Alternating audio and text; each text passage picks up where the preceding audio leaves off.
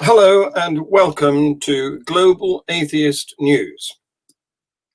On April the 28th, 2020, Mubarak Bala was arrested, captured might be a better word, and taken to a state where Sharia law is enforced. He was accused of blasphemy, although he wasn't charged. His wife and child were not allowed to communicate with him, nor was he allowed access to lawyers.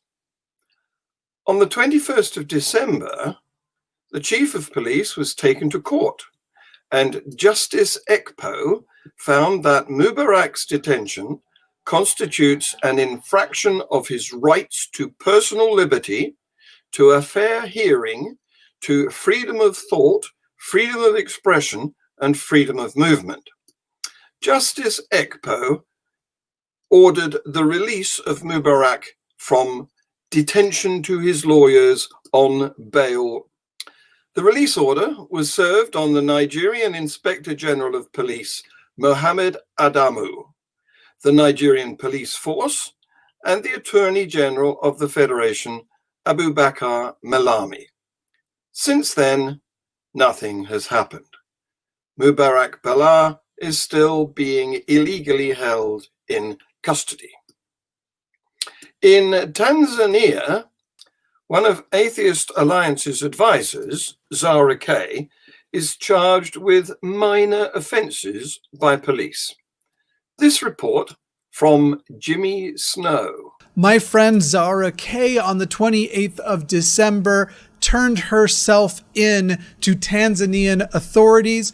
It would seem that she was initially turning herself in because she had been reported for blasphemy, has since been given charges that seem to be just basically made up to be able to pursue this retaliation towards somebody who is quote unquote blasphemous toward Islam. She is the founder of a program called Faithless Hijabi. She is specifically working all the time to support women who are leaving Islam and helping them to let go of the hijab or the burqa, helping them to find their own identity, because in so much of the world, Islam is still an extremely oppressive force, and it is very much a patriarchal religion, and she is a great force against that.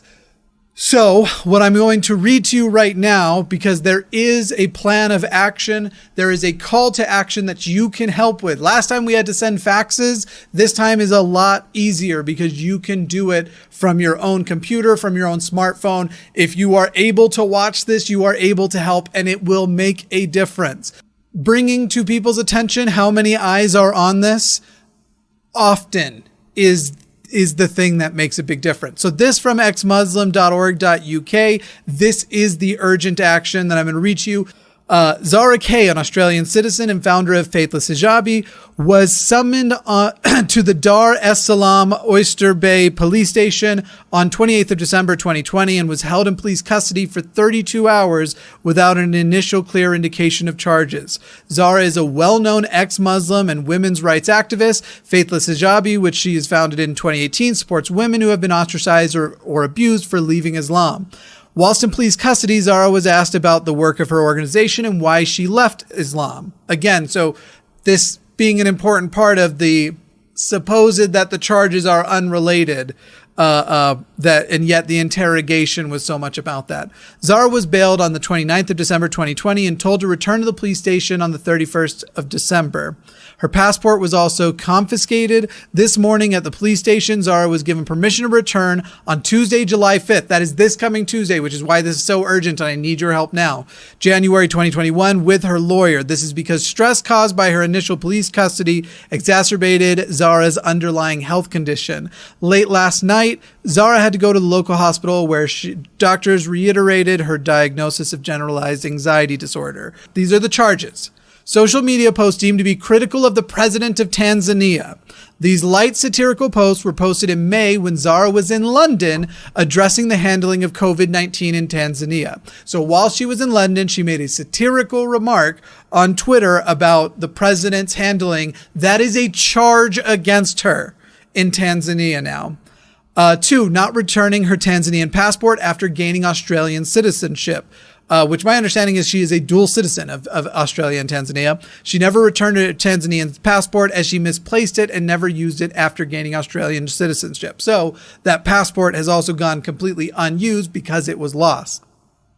3, this one's so stupid, using a SIM card not registered in her name. This was registered in a family member's name. Failure to register SIM cards legislation has been used to persecute other high-profile cases. We believe these charges are politically motivated and initiated by those from the, I don't know how to say this, Koha Shia Isnasheri Jamaat, who have threatened Zara with death for leaving Islam and for her activism in support of ex-Muslims and women.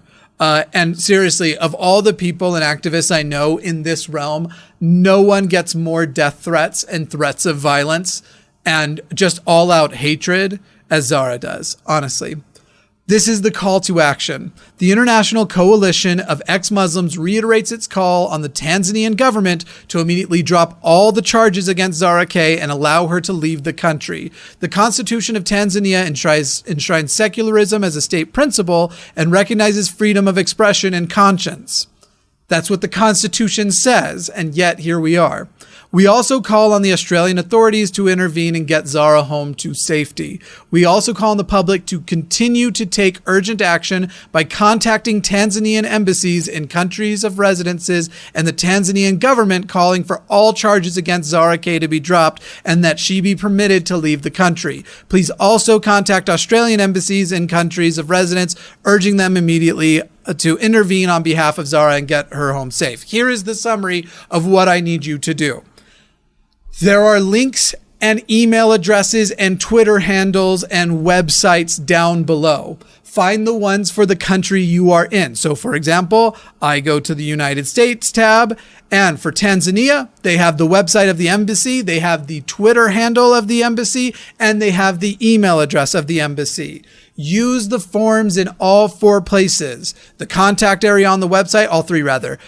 Tweet at the handle of the, and by the way, when you tweet something, so here's just very quickly, if you start something with a handle, so at TZ Embassy US in this case, if you start it with that, it does it as a direct one and it isn't shown publicly.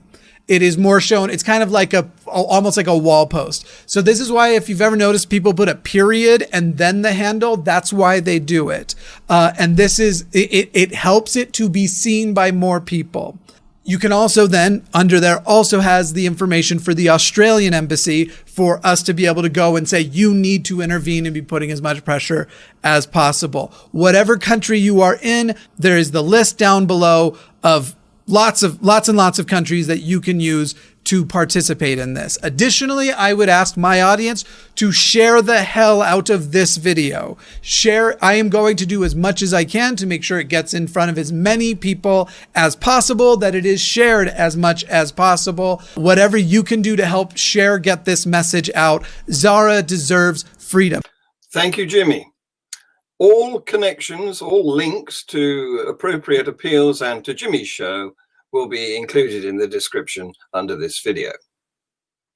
In Islamabad, Pakistan, an anti-terrorism court on Friday sentenced 3 men to death for sharing blasphemous content on social media. A 4th, accused of the same case, was sentenced to 10 years imprisonment. According to a federal investigation agency, which had investigated the case, Rana Newman Rafakat and Abdul Wahid operated fake profiles and disseminated blasphemous material on social media, while Nazir Ahmad had uploaded blasphemous videos to a YouTube channel. On Friday, the verdict was announced by Judge Raja Jawad Abbas, who found all 3 guilty of having committed blasphemy.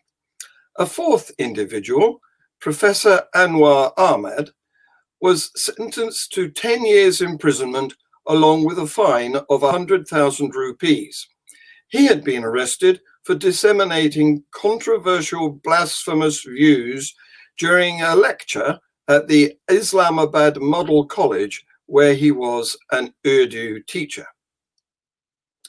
From Canada, our correspondent, David Rand, updates us on the situation regarding the wearing of religious symbols while in the employ of the authority. Global Atheist News report from David Rand, Canada. The big news from Canada in January 2021 is the court challenge to Bill 21 before Quebec Superior Court. Bill 21 was adopted in June 2019 by the legislature of the Canadian province of Quebec. It partially implements state secularism in that province. It defines secularism via 4 principles: equality, freedom of conscience, state religious neutrality, and separation between religions and state. The bill adds the precept of state secularism to the Quebec Charter of Rights and Freedoms and guarantees secular services to citizens. Bill 21 bans civil servants in positions of authority, police, judges, prosecutors, prison guards, and school teachers, from wearing religious symbols while on the job. It also bans face coverings for both civil servants and users.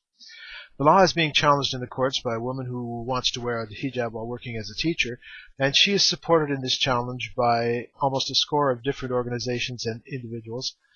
On the other side, only 3 organizations have intervened in the case in support of the legislation alongside the Attorney General of Quebec. They are Atheist Free Thinkers, the organization with which I work, the Mouvement Les Québécois, or Quebec Secular Movement, and PDF Quebec, which is a feminist organization. After 6 long weeks of testimony and arguments, the court proceedings ended in mid-December, but the judge's decision is pending and will not be known for at least several weeks. And regardless of that decision, it will almost certainly be appealed by the losing side to the Quebec Court of Appeal, and after that to the Supreme Court of Canada. Quebec is in the vanguard of secularism in North America. Bill 21 is landmark legislation which must be defended against the enemies of secularism, who are numerous and well-funded. However, they have no cogent arguments. Unfortunately, no atheist or similar organization in Canada outside Quebec has, to the best of my knowledge, taken a position in favor of Bill 21, and even worse, some have shamefully and hypocritically taken a position against it. The ban on religious symbols in Bill 21 is moderate, in fact timid, compared to similar legislation in European countries. If you oppose it, you are opposing secularism. Do you really want to see police wearing Pastafarian colanders or niqabs on the job? To allow that would be a clear violation of religion-state separation. The ban on teachers wearing religious symbols is particularly important because children are a captive audience for hours each school day. They look to their teachers as role models. A teacher who wears a religious symbol on the job is engaging in a form of passive proselytism, which is unacceptable in that context. If teachers were to wear ads for commercial products or political parties on their bodies while teaching, that would be similarly unacceptable. In our intervention before the court, our lawyer argued that freedom of conscience includes both freedom of and freedom from religion. A ban on religious symbols on the job is a small and reasonable limitation on the freedom of expression of the employee in order to protect the freedom of conscience of school students and civil service users. Our intervention before the courts is costly. We ask for your help in paying our legal fees if you are able to contribute. Thank you very much. Thank you very much, David. And now for some good news. Argentina has become the largest Latin American country to legalize abortion after its Senate approved the historic law change by 38 votes in favor to 29 against, with 1 abstention. Elated pro-choice campaigners who had been keeping vigil outside Buenos Aires' neoclassical Congressional Palace erupted in celebration as the result was announced at just after 4 a.m. on Wednesday. Women screamed with delight, sweeping their friends into tight hugs and jumping in ecstasy. Many wept tears of joy. Victory music kicked in and green smoke filled the air. A triumphant message flashed up on a big screen above the joyful crowd. "We did it," it said. "Es ley," it's law. If you've enjoyed Global Atheist News, please like and subscribe, and that will encourage us to continue. We'll meet you again, same time, same place, next week. Thank you for watching.